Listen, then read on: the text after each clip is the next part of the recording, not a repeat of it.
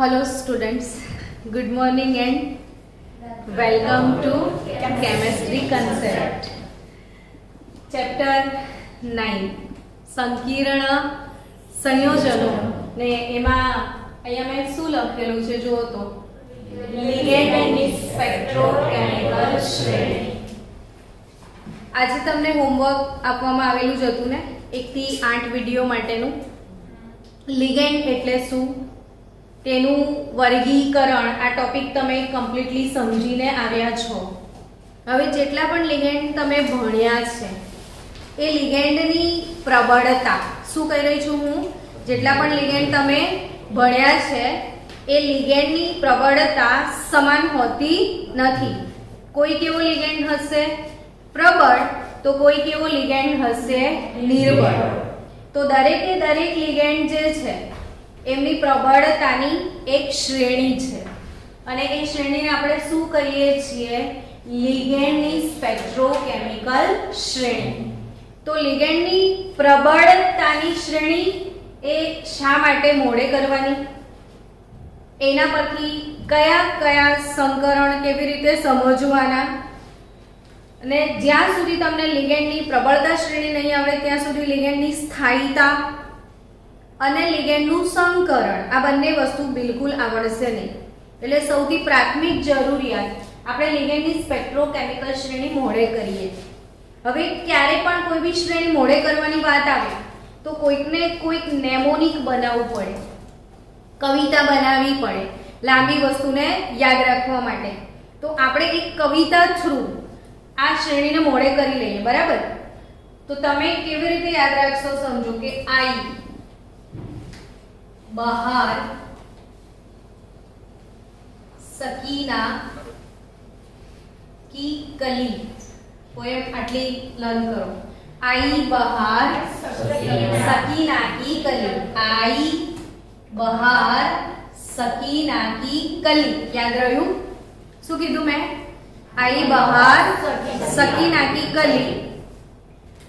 પછી યાદ રાખજો કે સકીના બસમાં બેસીને સફર કરવા જવાની છે. ક્યાં બેસીને સફર કરવા જવાની છે? બસમાં. તો S-2F- આઈ બહાર સકીના કી ગલી સફર.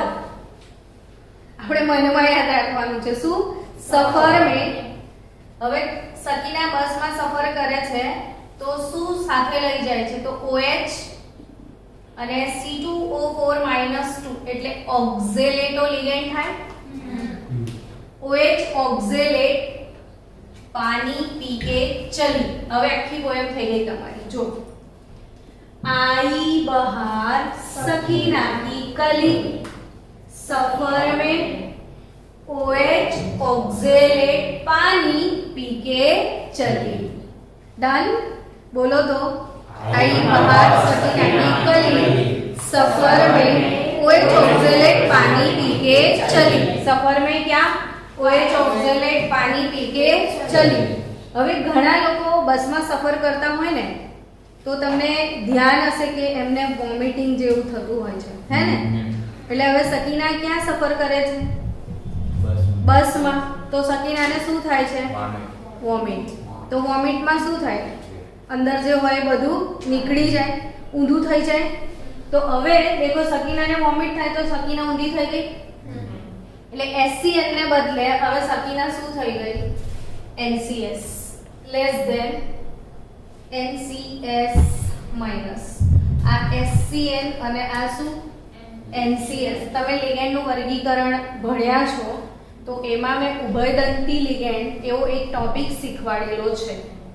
ઉભયદંતી લિગેન્ડ કોને કહેવાય? કે જે લિગેન્ડ પાસે બે દાતા પરમાણુઓ હોય, જે લિગેન્ડ પાસે બે દાતા પરમાણુઓ હોય એને આપણે શું કહેતા હતા? ઉભયદંતી લિગેન્ડ. તો આ HCN- કેટલા બાળકોને આમાંથી આનું નામ ખબર છે? બોલો. થાયોસાયનાઇડ. થાયો શબ્દ સલ્ફર માટે વપરાય. થાયો શબ્દ કોના માટે વપરાય? સલ્ફર.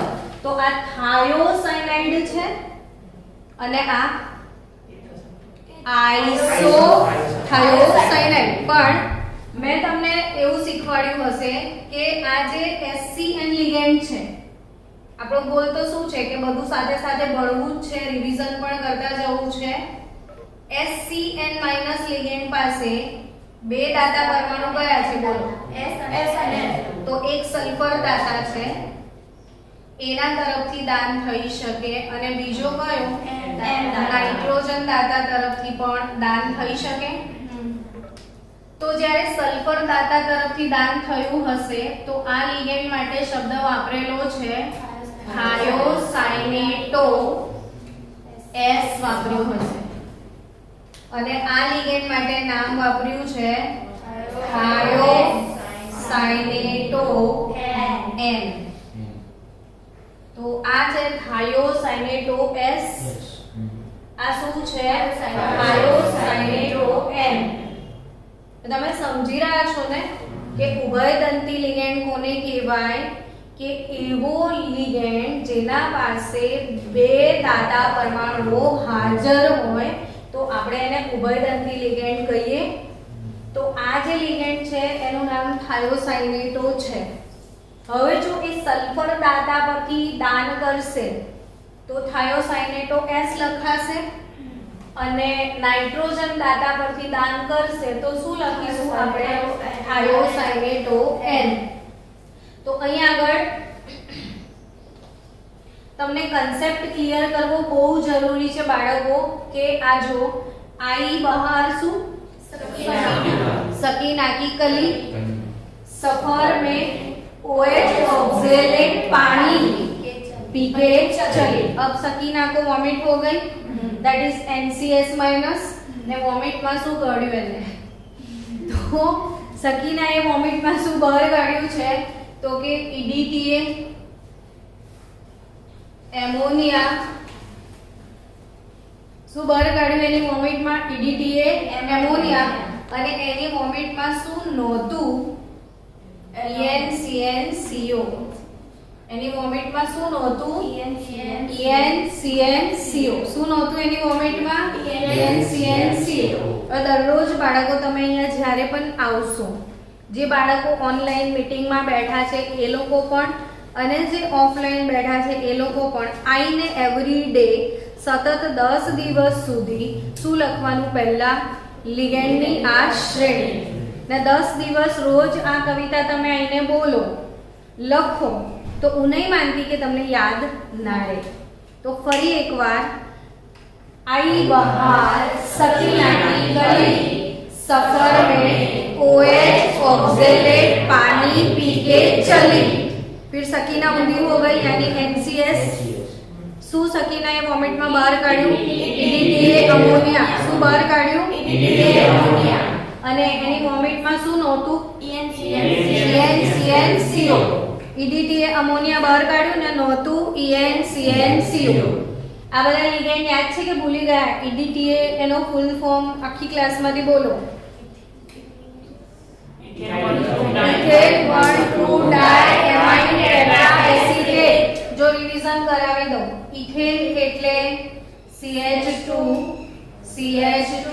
બે કાર્બન એટલે ઇથેન થાય. આ 1 નંબર પર ને 2 નંબર પર એમાઇન આવે. એમાઇન એટલે NH2. તો આ શું થયો? ઇથેન 1,2 ડાયએમાઇન થયો.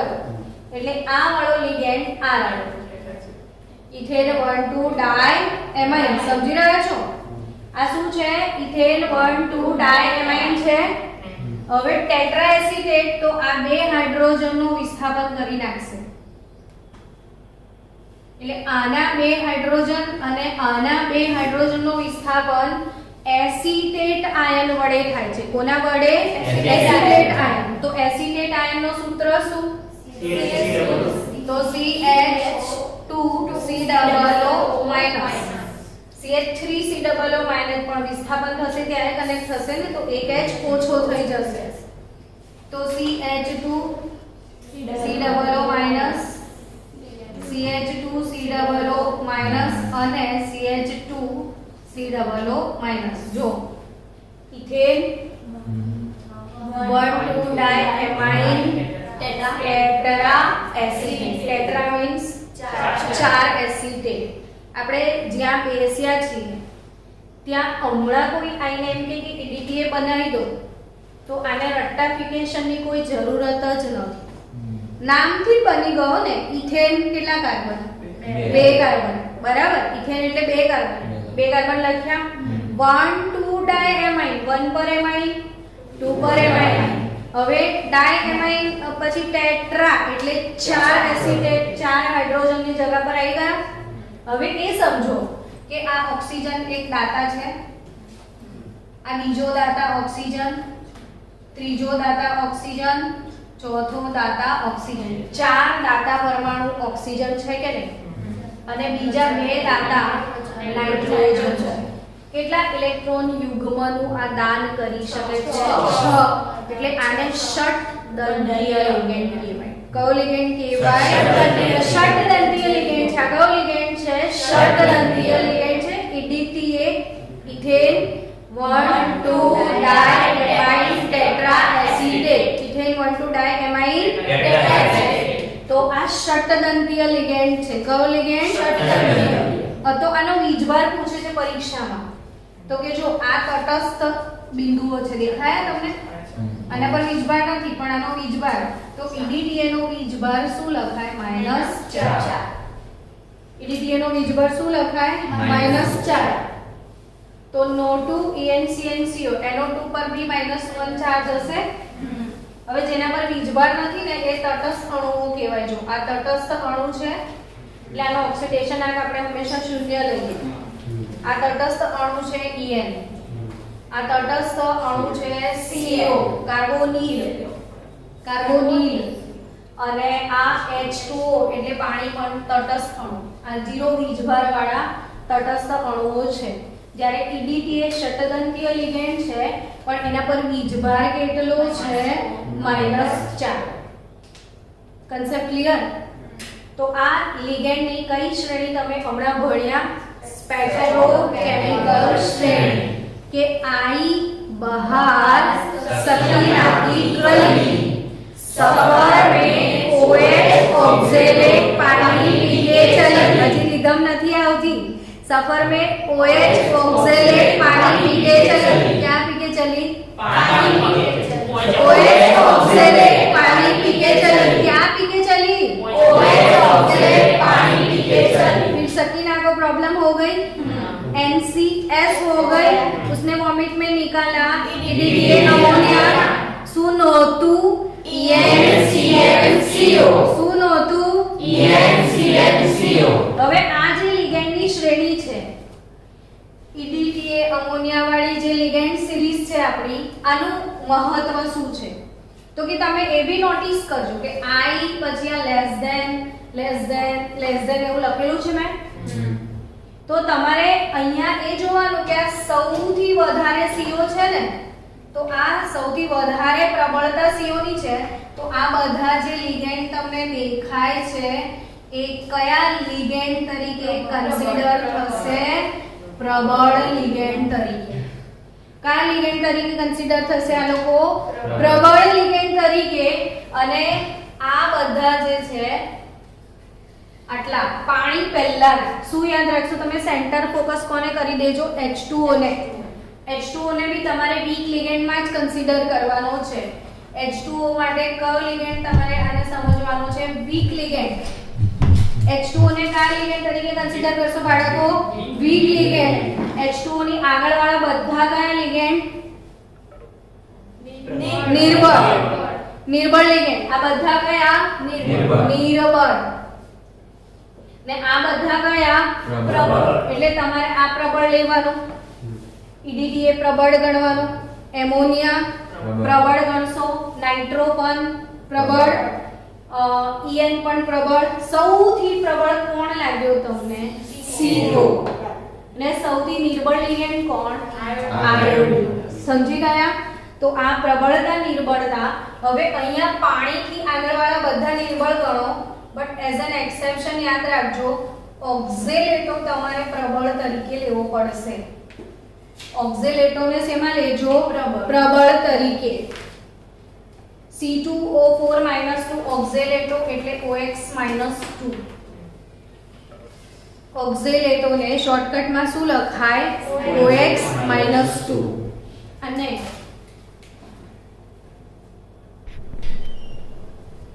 સ્ટુડન્ટ આપણે આ સ્પેક્ટ્રોકેમિકલ શ્રેણી ભણ્યા તો ખરા. હવે ભણ્યા પછી તરત તમને મનમાં એમ થાય કે હવે આનો ઉપયોગ શું? કંઈ પણ ભણીએ એટલે તરત શું વિચાર આવે કે આનો ઉપયોગ શું, અથવા આ શ્રેણી પરથી કેવા ક્વેશ્ચન્સ આવશે. તો તમને છે કોમ્પિટિટિવ લેવલ સુધી શ્રેણીમાંથી ક્વેશ્ચન આવી શકે. કેવું ક્વેશ્ચન બની શકે? તો કે 10મા ધોરણમાં તમે આવું સેમ ધાતુની સક્રિયતા શ્રેણી ભણ્યા હતા કે એને વાળી, તો એમાંથી છોટા નાના ક્વેશ્ચન આવતા હતા ને, કે કેવી રીતે ક્વેશ્ચન આવે? તો કે તમને પૂછે કે નીચેના પૈકી કયો ક્રમ સાચો છે, આવું પૂછે ને. કયો ક્રમ સાચો છે એટલે En, Cn, NO2, H2O આવું આપે કઈ પણ. તો તમને આ સાચું છે કે ખોટું નક્કી કરીને બતાવો. તો આવો કઈ બી ટુકડો આપી દેશે ગોઠવવાનો, ખોટું છે. સમજી રહ્યા છો? તો કઈ રીતે ખોટું છે એ પ્રૂવ થશે? તો તમને પેલી શ્રેણી યાદ હશે. તો આવા એ શ્રેણીમાંથી નાના ટુકડા જુદા જુદા લિગેન્ડની પ્રબળતાનો ક્રમ પૂછશે. તો ખરેખર સાચો ક્રમ શું આવે બોલો? H2O NO2 પહેલા આવે ને, પછી H2O હા En Cn CO NO2 En ને H2O આના પહેલા આવી જશે. તો H2O નિર્બળ લિગેન્ડ ને અહીંયા સૌથી પ્રબળ લિગેન્ડ કયો છે? Cn-. તો આ રીતના શ્રેણીમાંથી પ્રશ્નો આવશે. તો એક પ્રકાર થયો કે સીધો શ્રેણીમાંથી ક્વેશ્ચન પૂછી દેશે. ચલો બીજો કેવો ક્વેશ્ચન આવી શકે? તો બીજો કેવો ક્વેશ્ચન આવી શકે એ સમજીએ કે લિગેન્ડની જે પ્રબળતા છે, લિગેન્ડની શું છે? પ્રબળતા, એને સંકીર્ણની સ્થાયીતા સાથે સંબંધ છે. તો લિગેન્ડની પ્રબળતા અને સંકીર્ણની સ્થાયીતા આ બંને વચ્ચે સંબંધ છે. હવે તમને આવી રીતે 4 સંકીર્ણ કે 5 સંકીર્ણ આપી દેશે, બરાબર છે? હવે તમે આ 5 સંકીર્ણમાં એક વસ્તુ નોટ ડાઉન કરો કે NiCl4 - 2 નિકલનો જ છે ને. આ બી કોનો છે? નિકલનો જ. NiF4 છે, આ NiOH4 છે, આ NiNH3 છે, આ NiCl4. દરેકમાં મધ્યસ્થ ધાતુ આયન કોણ છે? નિકલ જ છે. ધાતુ આયન સેમ, તો બદલાયું શું? લિગેન્ડ બદલાયો ને. તો ધાતુ આયન સેમ છે, બદલાય છે શું? ફક્ત લિગેન્ડ બદલાય છે. હવે તમને શું પૂછ્યું? પૂછશે શું? સ્થાયીતાનો ક્રમ જણાવો. તો આ એક જ ધાતુ આયનના જેટલા પણ સંકીર્ણ સંયોજન છે, આ બધાનો સવર્ગાંક પણ સેમ છે. કેટલો સવર્ગાંક છે કોણ કહેશે? 4. હવે તો સવર્ગાંક નક્કી કરતા આવડી ગયો. તો આમાં નિકલનો સવર્ગાંક 4 છે. બધા સવર્ગાંક 4 ધરાવતા નિકલના જ સંકીર્ણો છે. તો પછી આ બધા સંકીર્ણોમાં સૌથી વધારે સ્થાયી સંકીર્ણ કયું? તો એ કેવી રીતે નક્કી થાય? તો કે આમે કંઈક લખ્યું છે, વાંચીએ આપણે કે વિવિધ લિગેન્ડ એની સવર્ગ સહસંયોજક બંધ બનવાની પ્રબળતા કેવી છે? જુદી. હું ક્લાસની અંદર 50 બાળકોને ભણાવતી હોઉં તો શું 50 બાળકોને હું જે ભણાવું છું એ સમજવાની ક્ષમતા સમાન છે? દરેકની કેવી છે? અલગ અલગ. કોઈની પ્રબળ હશે, કોઈની નિર્બળ હશે. એવું જ સેમ કે આ જે બધા લિગેન્ડ છે એ ધાતુ આયન સાથે બંધ બનાવી રહ્યા છે પોતાના ઇલેક્ટ્રોન યુગ્મનું દાન કરીને. શબ્દો સમજાઈ રહ્યા છે? આમાં દાન કોણ કરવાનું છે? ઇલેક્ટ્રોન યુગ્મનું દાન કોણ કરે છે? લિગેન્ડ કરે છે ને. કોને કરે છે? તો કોણ કોની સાથે બંધ બનાવે છે? લિગેન્ડ ધાતુ આયન સાથે બંધ બનાવે છે. અચ્છા, એ બંધનો પ્રકાર કયો છે? સવર્ગ સહસંયોજક બંધ. સમજી ગયા છો? તો આ તમામ પ્રકારના લિગેન્ડ ધાતુ આયન સાથે સવર્ગ સહસંયોજક બનવાની પ્રબળતા બધાની કેવી છે? જુદી જુદી છે. જો વધુ પ્રબળ લિગેન્ડ હોય તો ધાતુ આયન સાથે વધુ આકર્ષણ ધરાવે છે. શું લખ્યું છે મેં? કે વધુ પ્રબળ લિગેન્ડ ધાતુ આયન સાથે વધારે આકર્ષણ ધરાવે. ક્લાસમાં જે એકદમ સ્કોલર બચ્ચું હોય તો એને વધારે એટ્રેક્શન ટીચરથી હોય કે ના હોય? એ જલ્દી ટીચરની નજીક જશે, જલ્દી ટીચર્સને બહુ બધા ક્વેશ્ચન પૂછશે અને એની એક્સપેક્ટેશન હોય મેડમ આ ડાઉટ સોલ્વ કરાવો, પેલું ડાઉટ સોલ્વ કરાવો. તો એક બોન્ડિંગ કેવું હશે ટીચરનું એ સ્ટુડન્ટ માટેનું? પાવરફુલ બોન્ડિંગ હશે કે નહીં? પણ પછી બીજા બધા બાળકોને શું લાગે કે બાયાસિંગ છે. એકચ્યુઅલી એવું નથી હોતું. એ શું હોય છે? એ વધારે નજીક આવતો હોય તો વધારે બોન્ડિંગ મજબૂત બનવાનું છે, ઓબ્વિયસ વસ્તુ છે. પણ જે બાળક ટીચરને કદી એમસીક્યુ પૂછવા નહીં આવતો, ડાઉટ પૂછવા નહીં આવતો, શિક્ષકની નજીક નહીં આવતો, તો એના સાથેનો બોન્ડિંગ કેવો હશે? થોડો વીક બોન્ડિંગ જ રહેવાનો છે. તો તમારી જોડે બોન્ડિંગ સ્ટ્રોંગ છે કે વીક કોના પર? લિગેન્ડ પર ડિપેન્ડ કરવાનો છે ને. તો જે લિગેન્ડ પ્રબળ છે એ વધારે નજીક જશે કારણ કે એને ધાતુ આયન સાથે શું છે? વધારે આકર્ષણ છે. અને વધારે આકર્ષણ હોય તો ધાતુ આયનની વધુ નજીક જઈને કેવો બંધ બનાવે? વધારે મજબૂત બંધ બનાવે. પરિણામે વધુ પ્રબળ લિગેન્ડ ધરાવતા સંકીર્ણો કેવા હોય છે? વધુ સ્થાયી હોય છે. તો ફરીથી એકવાર આપણે કન્સેપ્ટ ક્લિયર કરીએ કે દરેક લિગેન્ડની ધાતુ આયન સાથેની સવર્ગ સહસંયોજક બંધ બનાવવાની પ્રબળતા કેવી હોય છે? જુદી જુદી. પ્રબળ લિગેન્ડ હશે તો ધાતુ આયનની બહુ જ નજીક જતો રહેશે. પરિણામે વધારે આકર્ષણ ક્રિએટ થશે અને બંધ મજબૂત બનશે. તો સંકીર્ણની સ્થાયીતામાં વધારો થશે.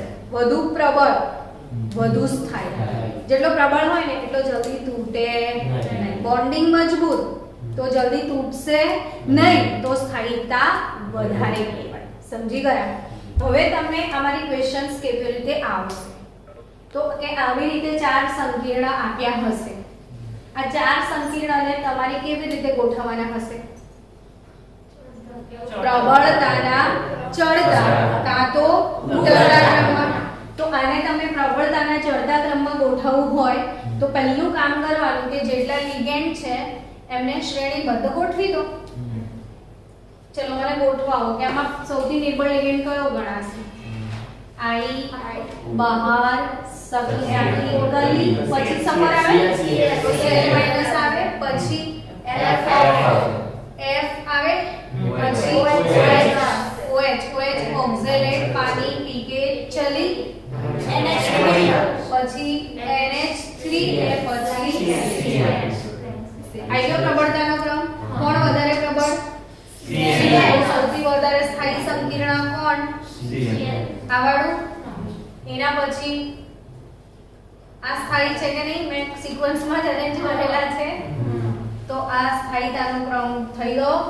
આ સૌથી વધારે સ્થાયી, આ સૌથી ઓછું સ્થાયી. તો લિગેન્ડની જે સક્રિયતા શ્રેણી તમે ભણ્યા એનો એક મહત્વનો ઉપયોગ બે ટાઈપના ક્વેશ્ચન આવશે. એક કયા? શ્રેણી પૂછશે ડાયરેક્ટ ટુકડા કરીને. બીજું સંકીર્ણની સ્થાયીતા નક્કી કરી શકાય. અને ત્રીજો મહત્વનો ઉપયોગ હવે આના પછીનું આખું ચેપ્ટર શ્રેણી પર જ છે. જો શ્રેણી નથી તો ચેપ્ટર બ્લેન્ક. તો ધીરે ધીરે આપણે આ બધા જે સંકીર્ણો મેં લખ્યા છે એમના આકાર કેવા હશે, એમાં કયા પ્રકારનું સંકરણ હશે, એના ચુંબકીય ગુણધર્મો કેવા હશે, એ અનુચુંબકીય છે કે પ્રતિચુંબકીય, આ બધી સમજણ આપણે હવે મેળવવા જઈ રહ્યા છીએ. ચાલશે. ચલો બાળકો, આ શું લખ્યું છે મેં? લખાણ સંબંધિત પ્રશ્નો. આપણી ટેક્સ્ટ બુકમાં આ કયા નંબરનો ક્વેશ્ચન છે? 9.5. 9.5 વાળો જે ક્વેશ્ચન છે વાંચો. NiCl4-2 સમતલીય સમચોરસ છે અને તે કેવો છે? પ્રતિચુંબકીય છે. જ્યારે NiCl4-2 જે સમચતુષ્ફલકીય છે અને તે અનુચુંબકીય છે. સમજાવો. આવા પ્રશ્નો હવે આપણે સોલ્વ કરવા જઈ રહ્યા છીએ. બાળકો, according to Gujarat board paper style, Gujarat board paper સ્ટાઇલના હિસાબથી પ્રકરણ નંબર 9 માંથી 4 માર્કના સેક્શનમાં પ્રશ્ન પૂછાશે.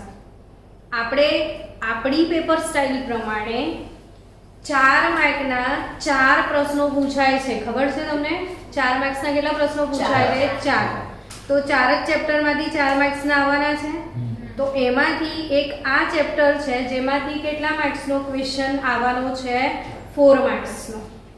જો તમે પહેલેથી જ ચેપ્ટર ફોકસ જ એ રીતે કરશો કે કેવી રીતે ક્વેશ્ચન પૂછાવાનો છે તો કેમેસ્ટ્રીમાં 100 માંથી 100 માર્ક લાવતા તમને કોઈ રોકી શકે તેમ નથી. એટલે આપણે ધારી લેવાનું છે કે હું કેટલા માર્ક્સ લાવીશ? 100 માંથી 100. તો પૂરી કાયનાત તમને એ 100 માર્ક લાવવામાં મદદ કરશે. તો આ અહીંથી બે માર્ક્સના આવા 2 ક્વેશ્ચન મૂકે તો બી 4 માર્કનો એક ક્વેશ્ચન બનશે.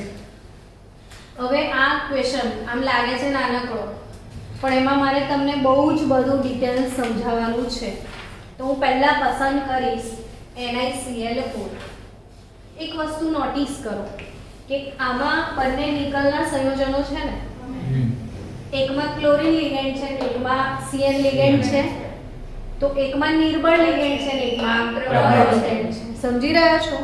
તો અહીંયા તમને પ્રબળ લિગેન્ડ હોય તો શું છે અને નિર્બળ લિગેન્ડ હોય તો શું થશે? જે આના પહેલા આપણે થિયરી ભણ્યા ને કે પ્રબળ ધાતુ આયનની વધારે નજીક જાય છે અને નિર્બળ ધાતુ આયનની વધારે નજીક જતો નથી. તો એ કેવી રીતે વધારે નજીક જાય છે અને કેવી રીતે નથી જઈ શકતો એનો તફાવત તમને અહીંયા નીટ એન્ડ ક્લીન ખબર પડશે. તો આપણે સમજવા જઈ રહ્યા છે પહેલું ભૌમિતિક આકાર, ચુંબકીય ગુણધર્મ અને સંકરણ આ વાળા સંયોજનો NiCl4-2. સૌથી પહેલું કામ આપણે કરીશું IUPAC નામ લખતા તો શીખીએ એટલે પ્રેક્ટિસ થતી જાય દર વખતે. ચલો આનું IUPAC નામ મને લખતા શીખવાડો. ચલો ટેટ્રા ક્લોરાઇડો, ટેટ્રા ક્લોરાઇડો નિકલેટ બ્રેકેટમાં 2 અને અધૂરું છે આયન. પ્રેક્ટિસ થઈ ગઈ. ટેટ્રા Cl- આમ ઋણ આયન હોય તો આપણે ક્લોરાઇડ કહીએ છીએ, બટ જ્યારે એ લિગેન્ડ બને છે ત્યારે એ ક્લોરાઇડ નહીં ક્લોરાઇડો. તો ટેટ્રા કેમ લગાડ્યું? ચાર્જ છે એટલે ટેટ્રા ક્લોરાઇડો નિકલેટ કેમ લખ્યું? સંકીર્ણ ઋણાયન છે એટલે નિકલેટ. અને 2 શું છે બ્રેકેટમાં? ઓક્સિડેશન. હા, એ પોતે આયન છે. ચલો IUPAC નામ લખ્યા પછી એમ વિચારો કે આમાં ધાતુ આયન કયો છે? તો ધાતુ આયન Ni+2 છે. કોણ છે ધાતુ આયન? Ni+2. ધાતુ આયન લખ્યા પછી લિગેન્ડ લખી દો. કોણ છે લિગેન્ડ? બોલો. Cl છે. પ્રબળ કે નિર્બળ? નિર્બળ. તો નિર્બળ લિગેન્ડ ક્ષેત્ર છે આ. પછી લખવાનું છે તમારે સવર્ગાંક. શું લખતા શીખવાનું છે? સવર્ગાંક. આ મારી ડિફરન્ટ પેટર્ન છે, બધા કરતા અલગ. હંમેશા હું આ રીતે સંકીર્ણ સંયોજનો શીખવાડું છું બાળકોને કે સવર્ગાંક લખી દો. 4 છે. હવે સવર્ગાંક 4 તો એના પરથી તમને સંકરણનો થોડો બહુ આઈડિયા આવી જશે 50%. તો કે 4 સવર્ગાંક પર મેં તો 2 સંકરણ શીખવાડ્યા હતા તમને, sp3 અથવા dsp2. તો હવે તમને એક શોર્ટકટ ટ્રીક આપું કે કઈ રીતે નક્કી થશે sp3 છે કે dsp2 છે. તો લિગેન્ડના ક્ષેત્ર પરથી ખબર પડી જશે. જો નિર્બળ હશે ને તો sp3 હશે ને પ્રબળ હશે ને તો dsp2. કેમ કે પ્રબળ હશે તો એની નજીક જશે તો અંદર વાળી ડી વપરાવાનો ટ્રાય કરશે. કેવી રીતે તો હમણાં ધીરે ધીરે સમજણ પડવાની જ છે તમને, પણ કોઈકમાં એ કામ નહીં પણ લાગે, બટ મોટા ભાગની જગ્યાએ તમારું કામ થઈ જશે. તો સંકરણ sp3 થશે. તો સંકરણ sp3 થશે તો એનો ભૌમિતિક આકાર તો હવે ખબર પડી ગઈ તમને કે સમચતુષ્ફલકીય આકાર થશે. કયો આકાર રચાશે? સમચતુષ્ફલકીય આકાર રચાશે ને આકાર સમચતુષ્ફલકીય થશે તો એનો ચુંબકીય ગુણધર્મ, ચુંબકીય ચાક માત્રા, આ બધું આપણને પછી પાછળથી ખબર પડશે, આપણે સંકરણ બનાવીશું ત્યારે. તો સૌથી પહેલું કામ નિકલ, આપણે પહેલા જ લેક્ચરમાં ઇલેક્ટ્રોન રચના પર ફોકસ કર્યું હતું. બીજો એવો રિપીટ લેક્ચર પણ માર્યો હતો કે જેમાં ફરીથી ઇલેક્ટ્રોન રચના મોડે થઈ જાય. તો આજે તો મને આશા છે કે તમને બધાને આવડતી હશે. બોલો નિકલનો નંબર કયો? હા 28. તો ઇલેક્ટ્રોન રચના આર્ગન 3d8. આ 3d હું કેવી રીતે બધું લખું છું એ બી તમને શીખવાનું છે. હું લખીશ તો તમે શીખશો ને, પણ હું તો આ બધું ભણાવું છું તો બી પેપરમાં દેખાતું નથી પછી. તો આપણે એટલે હું આ લખું છું કે તમે મારા ફોલોવર બની શકો. 3d પછી કોણ આવે? 4s ને પછી કોણ આવે? 4p. હવે એની ઇલેક્ટ્રોન રચના નિકલની z બરાબર 28 હોય તો 3d 8 થાય. 3d8 અને 4s 2. તો 8 ઇલેક્ટ્રોન કઈ રીતે ભરવાના? જો 1 2 3 4 5 6 7 8 થયું અને 4s2 ડન. નિકલ લખ્યા પછી શું લખશું? Ni+2. Z is equal to 28. આર્ગનના નીચે જ આર્ગન લખાવો જોઈએ. D ના નીચે D બનાવી દેવાની. S હોય ત્યાં શું બનાવી દો? S. ને P હશે ત્યાં P. ડન.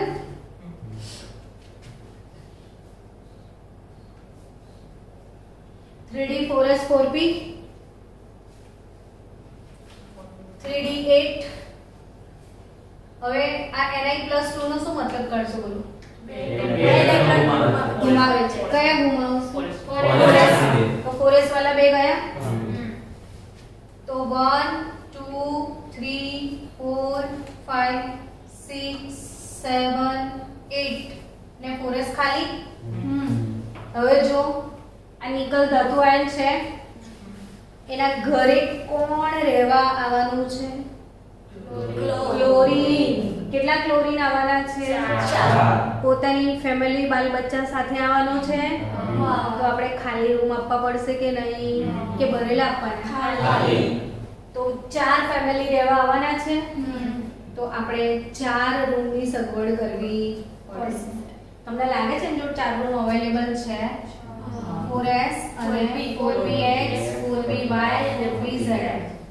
અહીં કંઈક મેળ પડે એવું લાગે છે, પણ આ તો ગોળ દડો ને અને આ તો ડમ્બેલ ને, તો અલગ અલગ રૂમ આપીશું તો ખોટું લાગશે ને. તો આપણે કેવા રૂમ આપવાના છે? સરખા. તો સરખા કરવા માટે શું કરવું પડે? સંકરણ. શું કરવું પડે? સંકરણ. કયું સંકરણ થશે? sp3. તો ni પ્લસ ડાયરેક્ટ જ આપણે NiCl4 -2 સંકીર્ણ બનાવી દઈએ. હવે આર્ગન 3d8 1 2 1 2 1 2 1 1 આ S આ P ની 3. પછી બતાવવું પડે તમારે કે આ શું થઈ ગયું છે? sp3 સંકરણ. એટલે આ sp3 સંકૃત કક્ષકો છે ને એમાં બે ઇલેક્ટ્રોન દેખાય છે. જો આ ચોકડી બનાવું છું એ ઇલેક્ટ્રોનની સંજ્ઞા છે. આ બે યુગ્મ છે. આ દાન કોણે કર્યા એવું કહો? ક્લોરીન. કોને દાન કર્યા? નિકલની કક્ષકોમાં, ખાલી કક્ષકોમાં. કોની? નિકલની કક્ષકોને દાન કર્યું? ક્લોરીન. કેટલા ઇલેક્ટ્રોન યુગ્મનું દાન થયું? 4 ઇલેક્ટ્રોન યુગ્મનું દાન થયું. સમજાઈ રહ્યું છે ને? તો આ સંકીર્ણ આવી રીતે બને. હવે તમારે શું દેખવાનું છે? જો સવર્ગાંક 4 સંકરણ sp3 આકાર સમચતુષ્ફલકીય. હવે છેલ્લું શું? તો ચુંબકીય ગુણધર્મો માટે મેં શીખવાવેલું તમને કે અ થી અયુગ્મિત ઇલેક્ટ્રોન અનુચુંબકીય. હે ને? તો આમાં તમને અયુગ્મિત કેટલા દેખાય છે? 2. આર્યા. તો આ નો ચુંબકીય ગુણધર્મ શું? અનુચુંબકીય. કયો ગુણધર્મ આવશે એનો? અનુચુંબકીય. અને એની ચુંબકીય ચાક માત્રા કેવી રીતે ગણાય? જરા મને ગણીને બતાવો.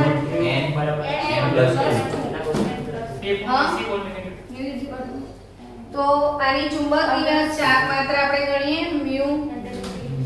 ને મ્યુ કઈ ગણીએ? ચુંબકીય ચાક માત્રા સૈદ્ધાંતિક. મ્યુ સૈદ્ધાંતિક ઓફિશિયલ ચુંબકીય ચાક માત્રા અંડરરૂટ n+2 બોર મેગ્નેટોન. તો અંડરરૂટ n શું છે? કેટલા છે? 2 + 2 કેટલા થાય? 4 8 8 નું વર્ગ 2.83 કે 2.73 2.83 બોર મેગ્નેટોન આની સૈદ્ધાંતિક થાય. એટલે જ્યારે આ સંકીર્ણ બન્યું હશે ત્યારે ખરેખર આ લોકોએ જે ચુંબકીય ચાક માત્રા માપી એટલે હોવી જોઈએ આટલી. એમ આટલી શું હોવી જોઈએ? એને સૈદ્ધાંતિક કહેવાય. તો આ જે સંકીર્ણ છે ને એની ચુંબકીય ચાક માત્રા મ્યુ પ્રાયોગિક હકીકત પરથી જે મળેલી છે એ 2.90 બોર મેગ્નેટોન છે. કેટલી છે? 2.90 બોર મેગ્નેટોન છે. કોની? NiCl4 -2 ની. એટલે આ હોવી જોઈએ 2.83 ને છે 2.90, જે સમર્થન કરે છે કે આ સાચું છે. આ સંકરણ ખરેખર આ NiCl4 -2 છે, બરાબર? એમાં આવાળું જ સંકરણ થયું હશે એવું ખબર આના પરથી જ પડેલી. આ લોકોએ સૌથી પહેલા એ સંકીર્ણની શું માપી કાઢેલી? ચુંબકીય ચાક માત્રા. કેટલી નીકળી? 2.90. તો આનાથી એવી ખબર પડી કે જો ચુંબકીય ચાક માત્રા 2.90 હોય તો એમાં અયુગ્મિત ઇલેક્ટ્રોન કેટલા હોવા જોઈએ? 2.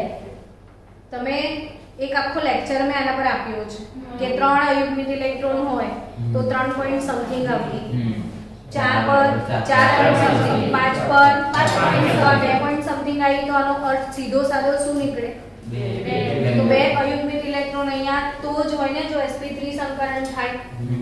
તો ખરેખર સંકરણ પરથી આ નથી નીકળતું, આના પરથી સંકરણો મળ્યા. એટલે આ બધાના જે ભૌમિતિક આકારો છે એ વાસ્તવમાં કોના પરથી નક્કી થયા? ચુંબકીય ચાક માત્રા. શેના પરથી નક્કી થયા? ચુંબકીય ચાક માત્રા. અને આની પ્રાયોગિક આટલી છે, સૈદ્ધાંતિક આટલી છે અને આકાર તમને ચતુષ્ફલકીય હવે દોરતા આવડે છે એવો મને તમારા પર ભરોસો છે. તો NiCl4 સમચતુષ્ફલકીય આકાર બોલો દિલથી કહો કે બેઠા બેઠા કેમિસ્ટ્રી ક્લાસમાં થાય છે કે નહીં? ખાલી ઘરે જઈને થોડી પ્રેક્ટિસ કરશો ને તો તમારું ખાસું બધું થઈ જશે. જલ્દી લખો.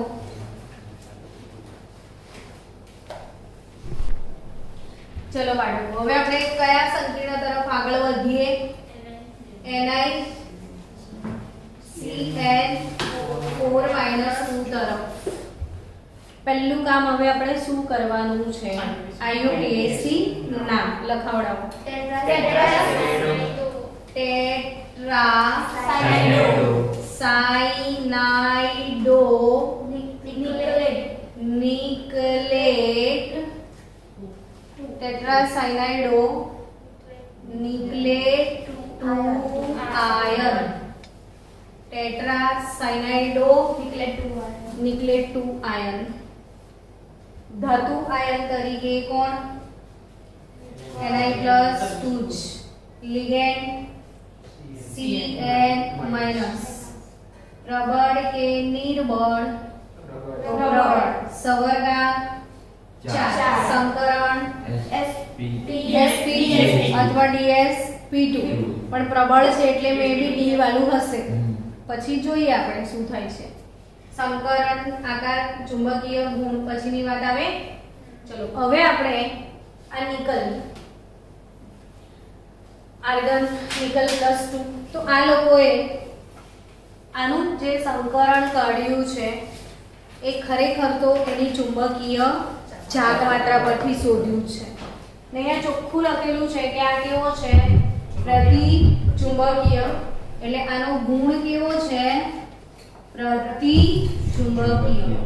आनो अर्थ एवो थाय के आमा एक पण अयुग्मित इलेक्ट्रॉन नहीं. एक भी अयुग्मित इलेक्ट्रॉन नहीं. आनी चुंबकीय चाक मात्रा जीरो बोर मैग्नेटोन निकली અને 0 નીકળી. એના પરથી વિચાર આવ્યો કે લિગેન્ડ પ્રબળ હશે તો આમાં કંઈક ખાસ અલગ થતું હશે. હવે બાળકો આ જે ડી કક્ષકો હોય ને ધાતુ આયનની કઈ કક્ષકો? ડી કક્ષક. કેટલી છે ડી કક્ષકો? 5 છે. બધાને ખબર છે ને કે ડી ને કેટલા પેટા પ્રકાર? 5. DXY DYZ DZX DX2 -Y2 અને DZ2. આ પાંચે પાંચ જે પેટા કક્ષકો હોય ને એમની ઊર્જા સમાન હોય છે. શું કીધું? ઊર્જા સમાન. પાંચે પાંચ ડી કક્ષકો એની ઊર્જા સમાન એટલે એને સમશક્તિ કક્ષકો કહેવાય. શું કહેવાય? સમશક્તિ. ડીજનરેટ કક્ષકો કહેવાય. ડીજનરેટ મતલબ સમશક્તિ. ડીજનરેટ કક્ષકો કોને ડીજનરેટ કહેવાય? સમશક્તિ. જેમની ઊર્જા સમાન હોય. જેમની શું? ઊર્જા સમાન હોય. સમશક્તિ ડીજનરેટ કક્ષકો છે 5 ડી કક્ષકો. હવે લિગેન્ડ આવે ને આ નિકલ છે. નિકલ ની આજુબાજુ એની 5 ડી કક્ષકો તમને ખબર છે ડમ્બેલ આકારની હોય છે. આ આવી રીતે બધી ફેલાયેલી હશે. આ નિકલ ધાતુની આજુબાજુ આ કક્ષકો ફેલાયેલી હશે. કોની? નિકલ પોતાની. મારી આજુબાજુ મારું ફન હોય. હા કેમ નહીં? હવે એન્ટ્રી કોણ મારવાનું છે? તો કે અલ્લાઉદ્દીન ખિલજી. આ ચિત્તોડગઢ છે. કિલ્લાથી કમ્પ્લીટ મજબૂત છે ને એન્ટ્રી કોણ મારવાનો છે? અલ્લાઉદ્દીન ખિલજી. પાછો પ્રબળ છે. દુશ્મન મજબૂત છે. તો આ લોકોએ નાકાબંધી કરવી પડે કે નહીં? એ લોકો બારીમાંથી જોતા હશે કે દુશ્મન આવી રહ્યો છે. હવે આ એમને દુશ્મન કેમ લાગે? તો કે આ ઇલેક્ટ્રોન લઈને આવે છે. લઈને જ આવે છે. લિગેન્ડ હંમેશા શું લઈને આવે? ઇલેક્ટ્રોન લઈને આવે. તો ધાતુ આયન પાસે બી એની ડી કક્ષકમાં દેખો ને શું છે? ધાતુ આયનની ડી કક્ષકોમાં શું છે? ઇલેક્ટ્રોનો છે. ઇલેક્ટ્રોન પર કયો વીજભાર? માઈનસ. અને આના પાસે ઇલેક્ટ્રોન એમાં બી કયો? માઈનસ. ખરેખર માઈનસ શબ્દ ના બોલવો જોઈએ, ઋણ વીજભાર. માઈનસ વીજભાર નથી. કેવો છે? ઋણ વીજભાર. પ્લસ અને માઈનસ તો ગાણિતિક સંજ્ઞાઓ છે ગણિતની. અને ધન અને ઋણ શું છે? એમના વીજભાર. એટલે આ ઇલેક્ટ્રોન પર શું છે? ઋણ વીજભાર છે. ને આ ઇલેક્ટ્રોન પર भी શું છે? ऋण વીજભાર. तो इथे भी ऋण, उत्थे भी ऋण. तो ऋण के बीच में क्या होगा? अपाकर्षण होगा कि नहीं? दो ऋण के बीच में क्या होता है? अपाकर्षण થશે ભયંકર. ને અપાકર્ષણના કારણે આ લોકો આમ અલગ થઈ જશે, આ લોકો અલગ થઈ જશે. ને બિચારાઓની જે સમશક્તિ કક્ષકો હતી ને પોતાની શક્તિ બધાની જુદી જુદી થઈ જશે. જે સમશક્તિ થતી એ બધાની શક્તિમાં તફાવત સર્જાશે. સમજી રહ્યા છો? અને એને કહેવાય સ્ફટિક ક્ષેત્રવાદ. ને એના પર મારે 1.5 કલાકનો એક સ્પેશિયલ લેક્ચર તમને આપવાનો છે. સન્ડે કે પછી ગમે ત્યારે અરેન્જ કરીશું. પણ ફિલહાલ અત્યારે તો મારે સમજાવવાનું તો છે જ. તો અત્યારે મેં તમને જસ્ટ એ સમજાવ્યું કે પ્રબળ લિગેન્ડ આવવાના કારણે ધાતુ આયનની જે ડી કક્ષકો છે એની ઊર્જામાં ફેરફાર થવાના છે. શું થવાનું છે? એની ઊર્જામાં ફેરફાર.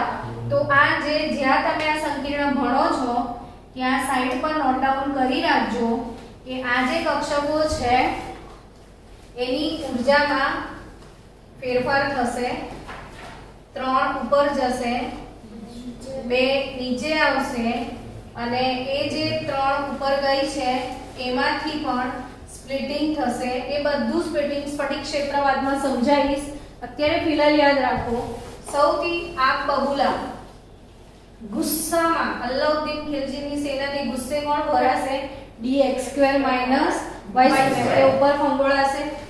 એના પછી dxy આવશે.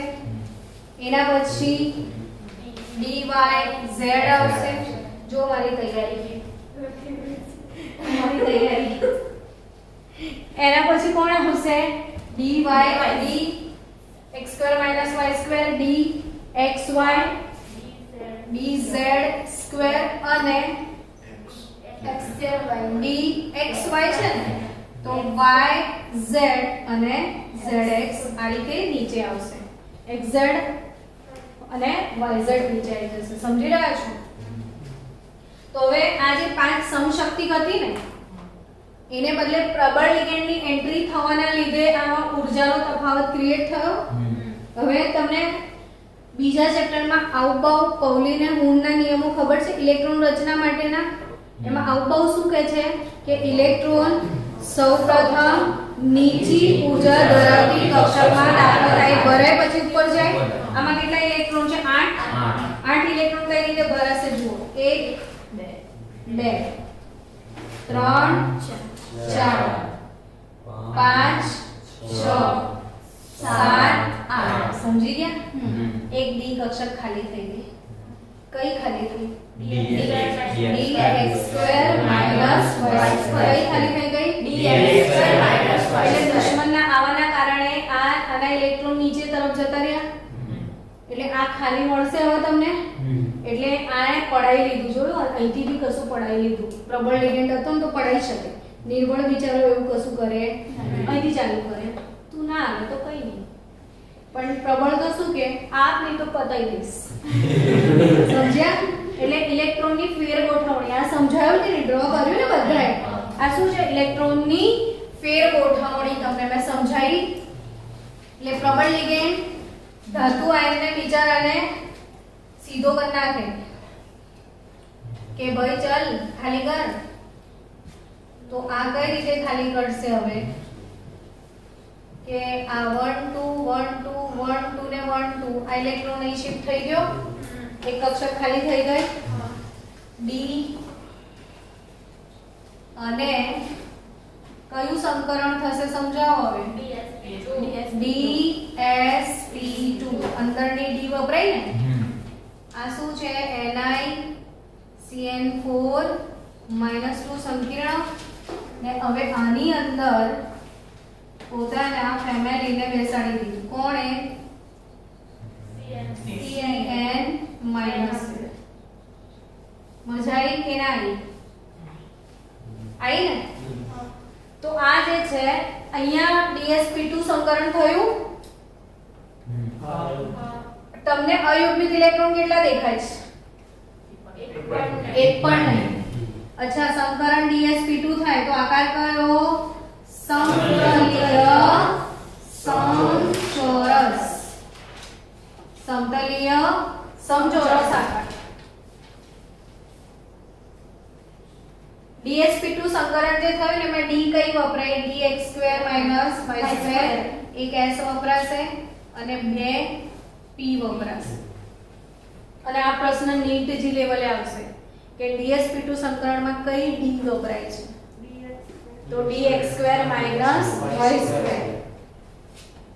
તો આ DsP2 સંકરણ આકાર સમતલીય સમચોરસ, એક પણ અયુગ્મિત ઇલેક્ટ્રોન નથી, પ્રતિચુંબકીય અને ચુંબકીય ચાર્જ માત્રા 0.